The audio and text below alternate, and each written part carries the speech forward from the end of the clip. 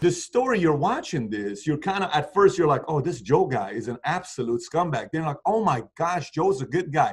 Look at this Carole Baskin. Wait a minute, this other doc guy, this womanizer who's got 28 wives, this guy who believes in polygamy. Like, look at, so it's going back and forth. Now I did some research and I noticed based on what I'm reading, you don't have 3, 4, 5, 6 wives. These are just girlfriends of yours or women that live on the campus with you, or some of them are employees. So what's the real story here? You know, we have this big family here. There's 25 of us that live here. We live here because we also have 100 big cats that we're working all the time. Big adult lions and tigers we make full contact with all the time. That requires people to have real strong relationships with those animals. They have to be seeing them every day. The team has to get together to take them in, to bring them out, to wander in the forest with them, whatever it is we're working on. And so that team is a live-in team. About half that team are my relatives, my son and my daughter and my other daughter, their children, my nieces, nephews, my mama lives here. A bunch of us are that family that live here and run the facility. Then other people have come on. Came on when they were young, have stayed for decades, because it's an incredible lifestyle, an incredible opportunity to be exposed to wildlife in such a different way than anywhere else in the world. So from that, there have been a variety of ladies that have come in. They live here, they work here, and they take care of stuff. And yes, I have been dating some of them for decades. And they all know about each other, of course. We're all hanging out here. It's just not exactly what everybody else thinks of as a normal lifestyle. But you are a qualified womanizer. Would you say that? Would you say you're good with women? I mean, that smile, I can see that smile's worked many times. I don't know that that's a womanizer. That gets a little bit negative, you know.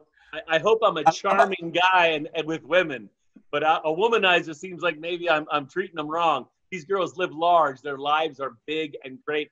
They're super talented earners. They're characters that go out and work so hard. They benefit from it themselves. Their family come and live with them.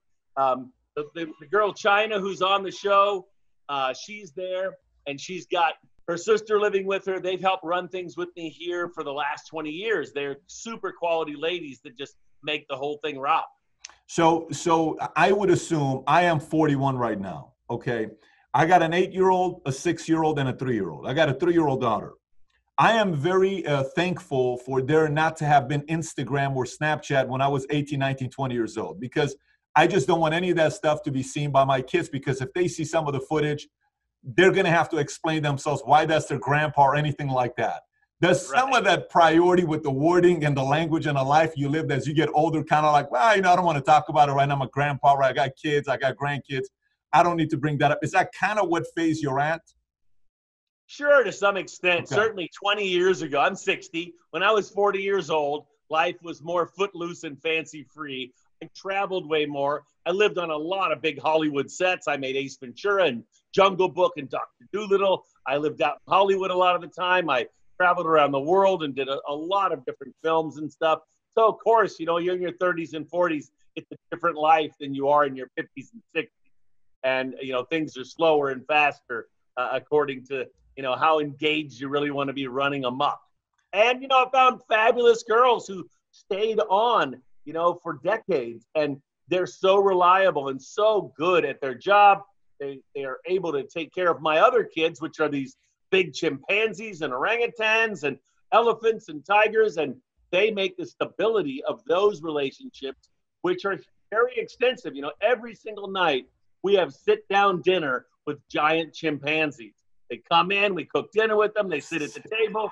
And that's why we're the last ones in the Western world that has these great big apes that come in and interact with us. It's a bygone era that anybody even knows how to do that any longer. Which do you prefer, animals or human beings? People are phenomenal. We have emotion and we have capacity to be incredibly cool. Most people are lost in their sauce and are living on social media, and they don't know which way's up. So those guys, I'd rather hang out with an elephant or a monkey.